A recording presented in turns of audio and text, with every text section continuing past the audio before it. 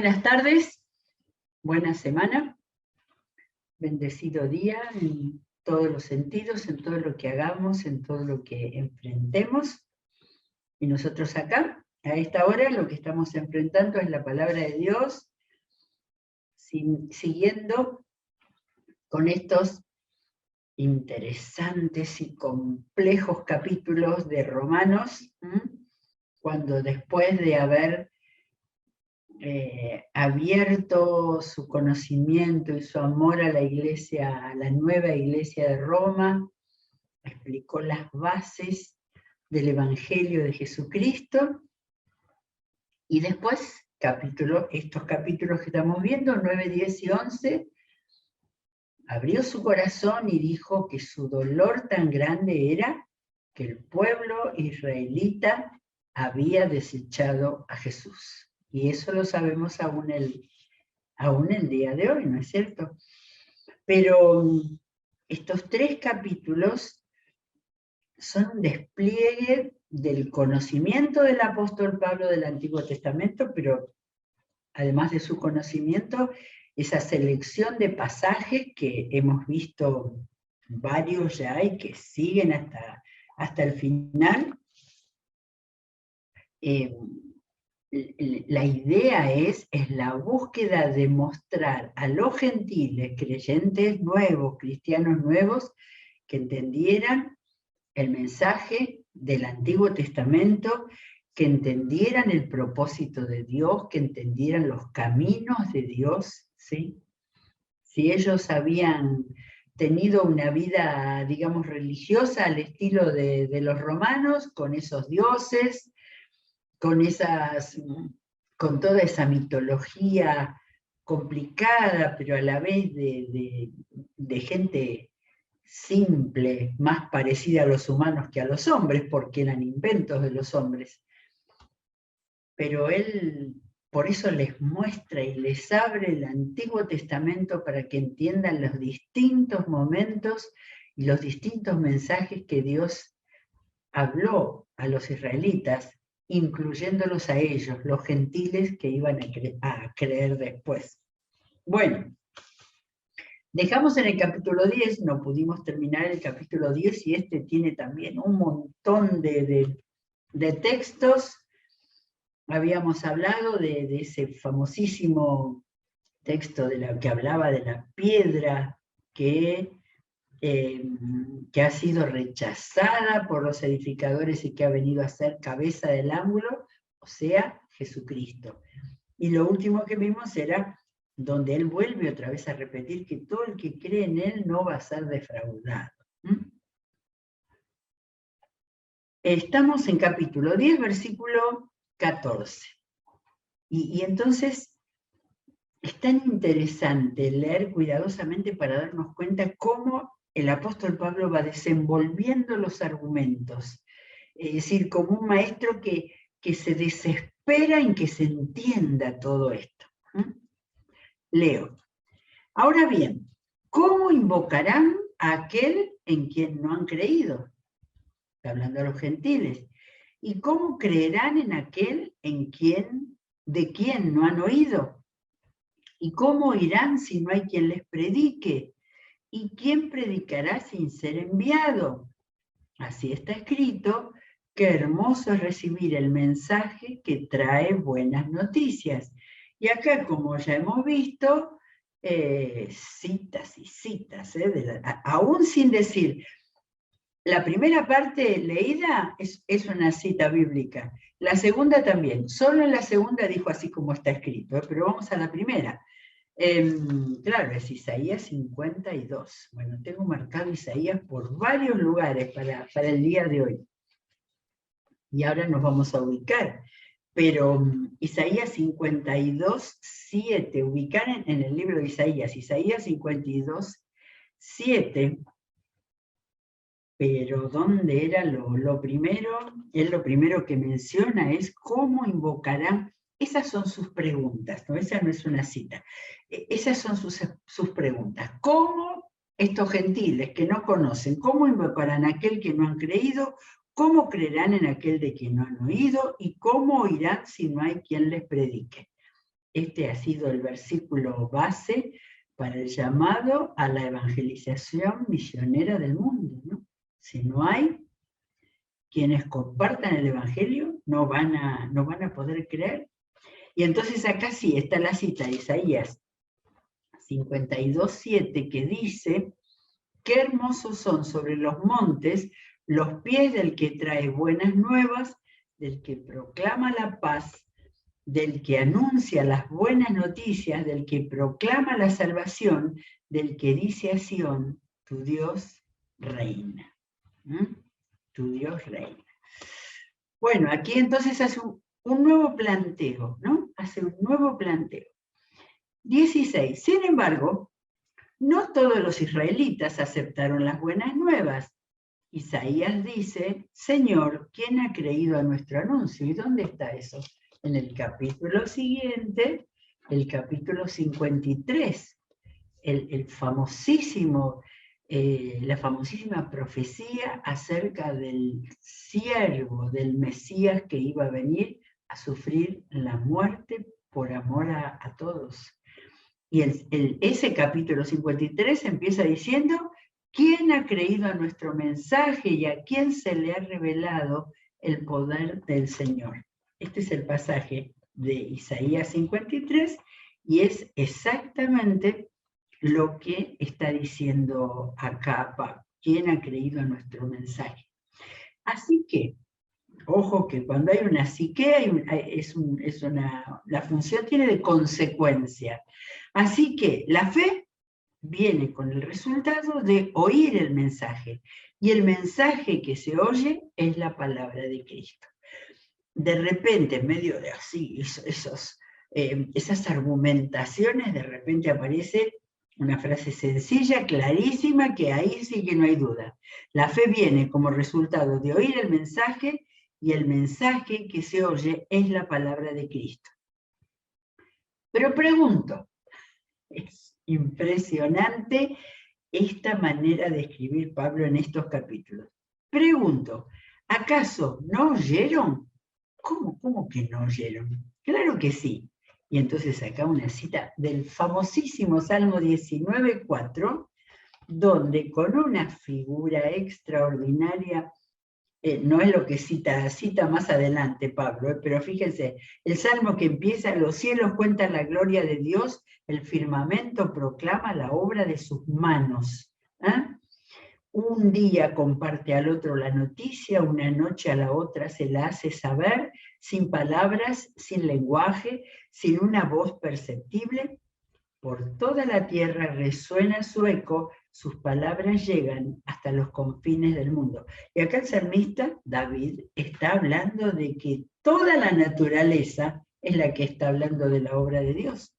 Y entonces, tomando el versículo 4, por toda la tierra resuena su eco, sus palabras llegan hasta los confines del mundo. Y acá en Romanos 10 dice: por toda la tierra se difundió su voz, sus palabras llegan hasta los confines del mundo. Exactamente traducida del hebreo al griego. Ahora, me hace pensar esto, que la primera cosa que descubrimos para reconocer la obra de Dios es el firmamento, los cielos, el día, la noche, ¿no es cierto? Sin embargo, el hombre de hoy, muchos, se refieren a Dios y hablan del universo. Lo que el universo quiere, no se están refiriendo a Dios. Han perdido, por desconocimiento, por ignorancia, han perdido la noción del autor del universo. No de la creación, sino del creador, ¿sí? Es una buena oportunidad para hablar con una persona de estas que en los medios, con tanta facilidad, piden el universo. Bueno, insisto, dice en el versículo 19, estamos en 10:19. ¿Acaso no entendió Israel? En primer lugar, Moisés dice: yo haré que ustedes sientan envidia de los que no son nación. Voy a irritarlos con una nación insensata. Esto es Deuteronomio, miren, Deuteronomio 32:21, a ver si estamos leyendo exactamente lo mismo. 32:21.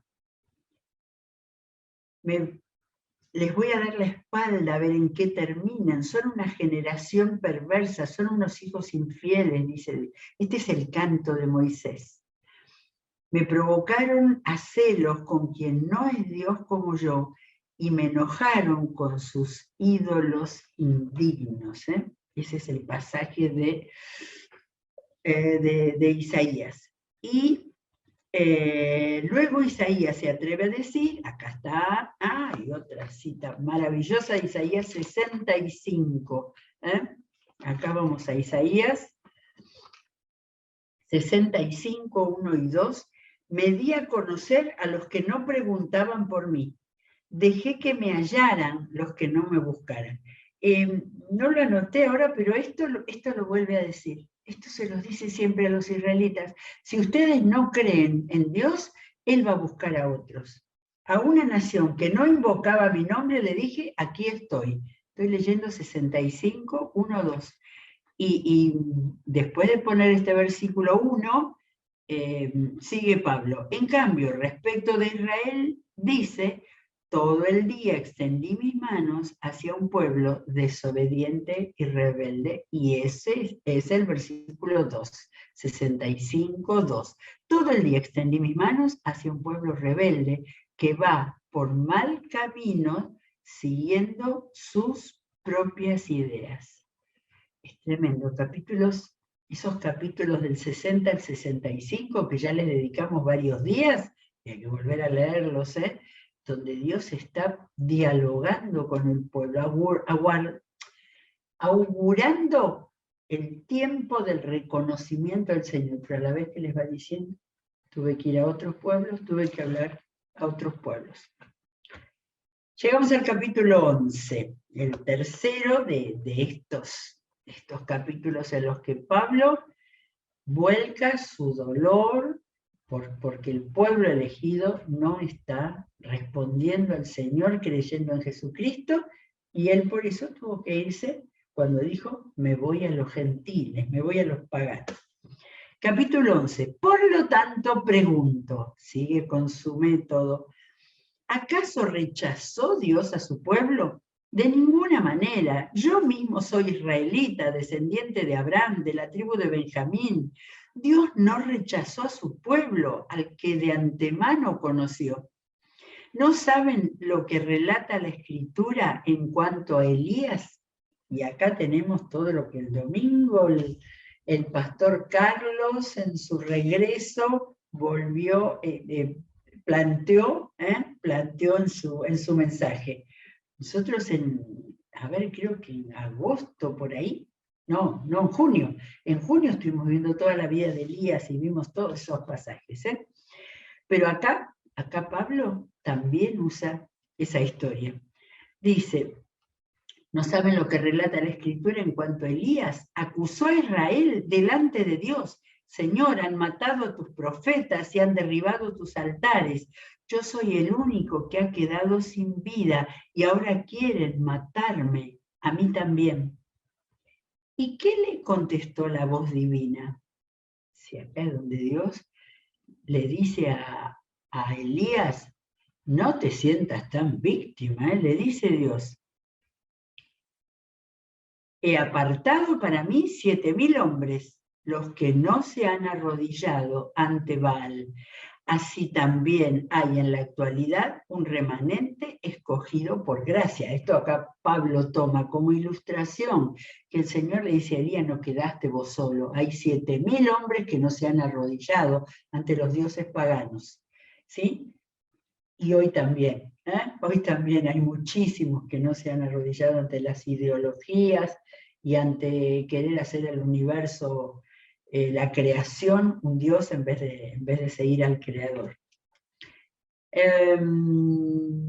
Y si es por gracia, ya no es por obras, porque en tal caso la gracia ya no sería gracia. Pablo hace una predicación, una enseñanza circular.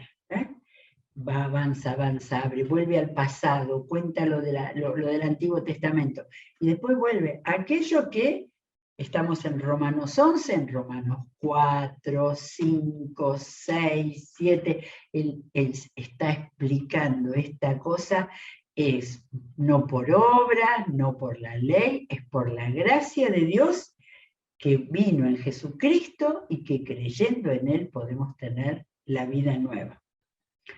¿Qué concluiremos? Yo digo, esto ya lo leí. Estamos en 11.7. Después de toda esa argumentación, ¿qué concluiremos? Y acá, la otra página tengo en 9.30, ¿qué concluiremos? O sea, de lo que había planteado en el capítulo 9, ahora vuelve otro planteo, y acá avanza, no es que termina, no es que dice 4 líneas y termina, no, acá empieza el capítulo 11. ¿Qué concluiremos? Pues que Israel no consiguió lo que tanto deseaba, pero sí lo consiguieron los elegidos. Los demás fueron endurecidos, como está escrito. Dios les dio un espíritu insensible, ojos con los que no pueden ver y oídos con los que no pueden oír hasta el día de hoy. Ese texto lo habían, creo que es 29.4, a ver si tenemos acá Deuteronomio 29.4, donde dice, ustedes vieron 4.4, pero hasta este día el Señor no les ha dado mente para entender, ni oídos para ver, ni ojos para ver, ni oídos para oír.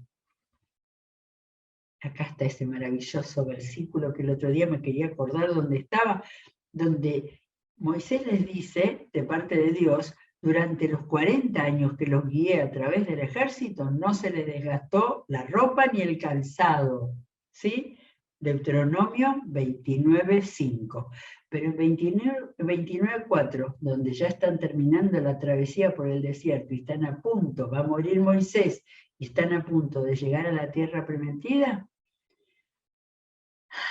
y si ustedes vieron lo que el Señor hizo en Egipto, con sus propios ojos vieron aquellas grandes pruebas, señales y maravillas, pero hasta ese día el Señor no les ha dado mente para entender, ni ojos para ver, ni oídos para oír. Les está diciendo ciegos, que no preferían olvidar todo lo que el Señor había hecho. Bueno, estamos en 11, y David dice, no para de citar el antiguo. David dice, que sus banquetes se les conviertan en red y en trampa, en tropezadero y en castigo, que se les nublen los ojos para que no vean y se encorven sus espaldas para siempre.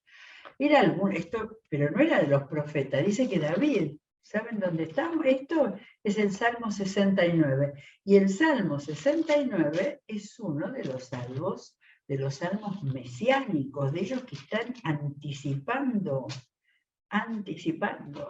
la venida del Mesías. 69, 22, 23, 22, 23, que se conviertan en trampa sus banquetes y su prosperidad en lazo, que se les nublen los ojos para que no vean y que sus fuerzas flaqueen para siempre. Tal cual lo que está citando acá el apóstol Pablo. Está sacudiendo con estas palabras. Y acá viene una sección toda fantástica de jardinería. La inspiración del Espíritu Santo en toda la Biblia, pero especialmente en el Antiguo Testamento, ha sido el uso de figuras del lenguaje para entender los conceptos espirituales más importantes. Ahora pregunto, ¿acaso tropezaron para no volver a levantarse? De ninguna manera. Más bien, gracias a su transgresión, ha venido la salvación a los gentiles. Les está hablando a los hebreos, a los judíos.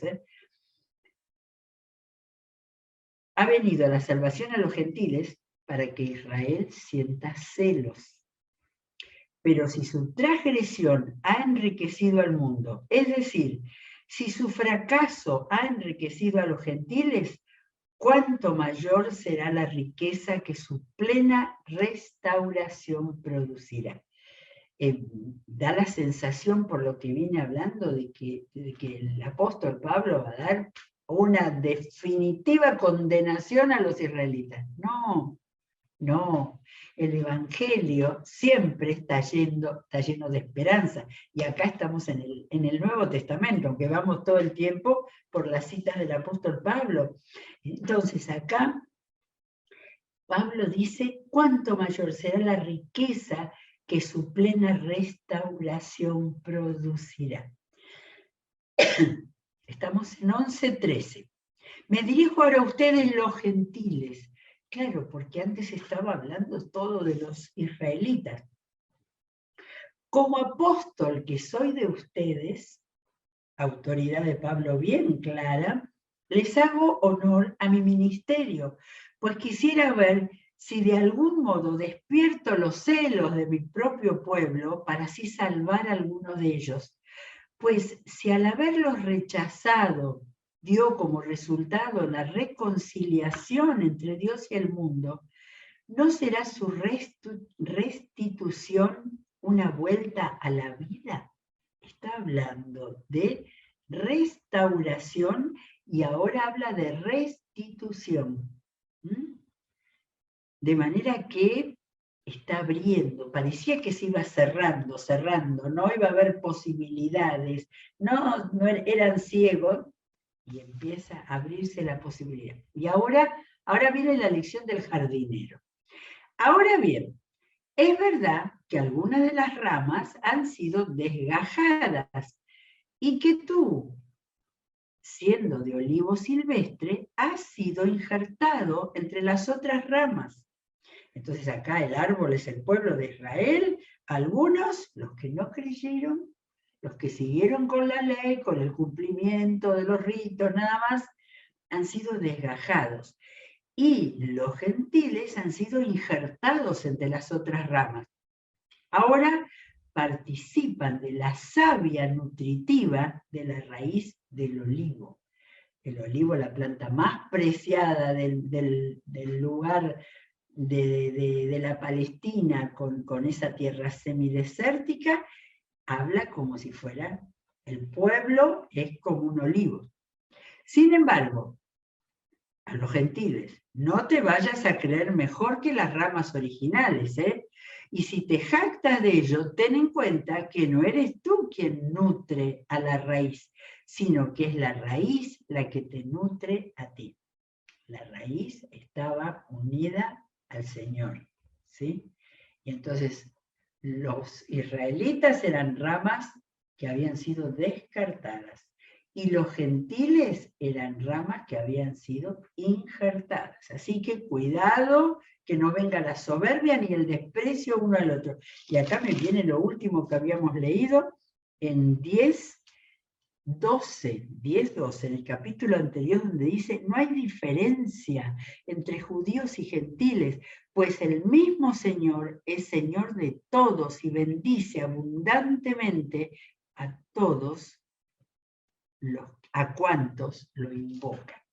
Eso había sido en el capítulo 10. Bueno, entonces les está diciendo, cuidado con creérselas. Tal vez dirás, desgajaron unas ramas para que yo fuera injertado. De acuerdo, pero ellas fueron desgajadas por su falta de fe, y tú por la fe te mantienes firme. Cuidado, ojo con creérselas. Así que no seas arrogante, sino temeroso, porque si Dios no tuvo miramientos con las ramas originales, tampoco las tendrá contigo. ¿Está claro? Esta es una de las partes más claras de todo esto que él está planteando acá. Por tanto, considera la bondad y la severidad de Dios. Severidad hacia los que cayeron y bondad hacia ti. A los israelitas que no creyeron, severidad de Dios. Por eso leemos tantos versículos del Antiguo.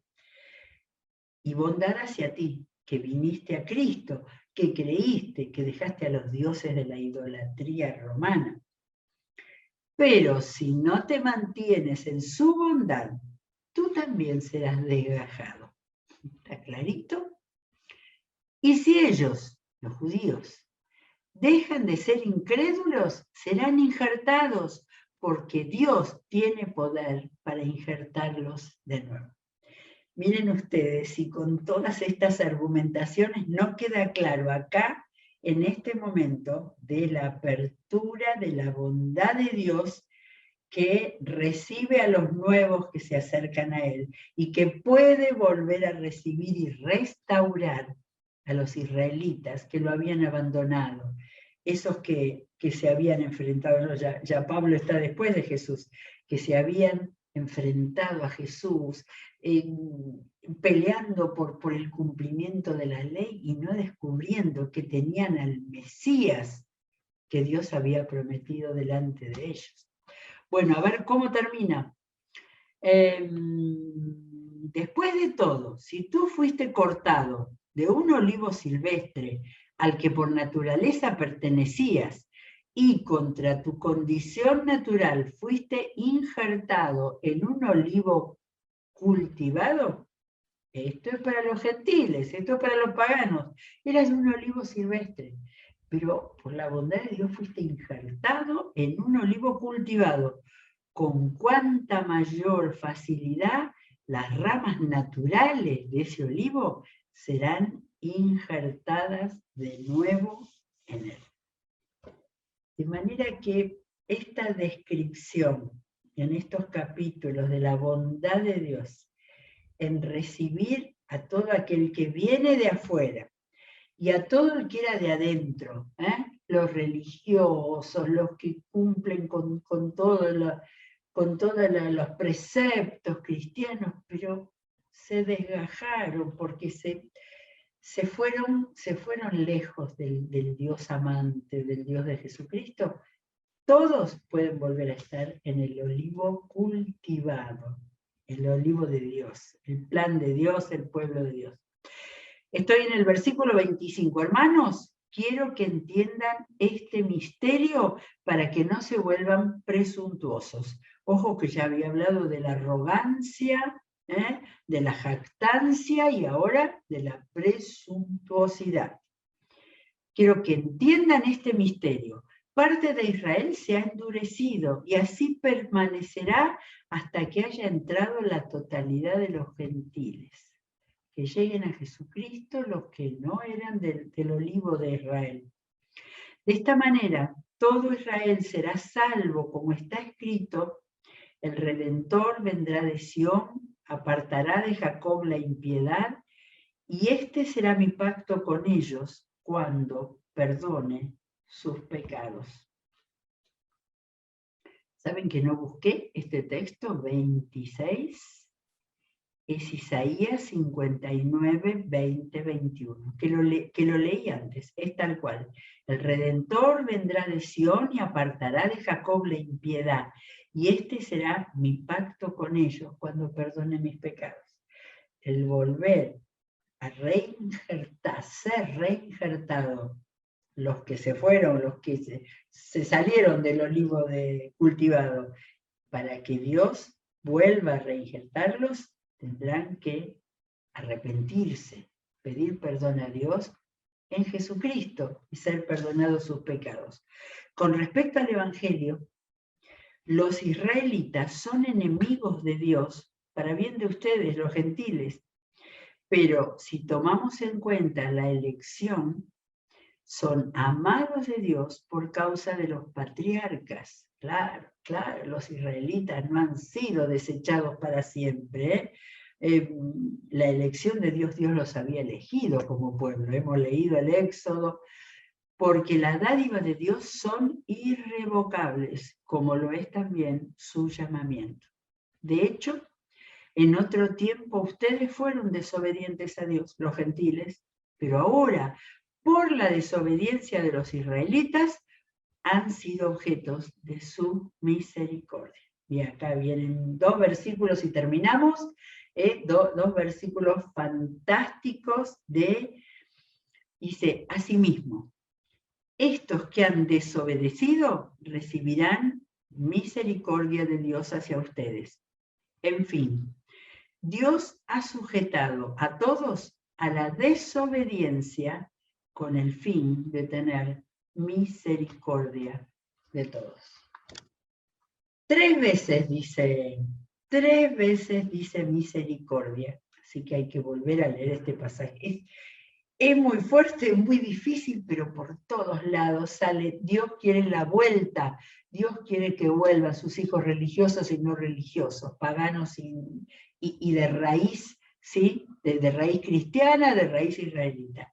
Dios ha sujetado a todos a la desobediencia con el fin de tener misericordia de todos.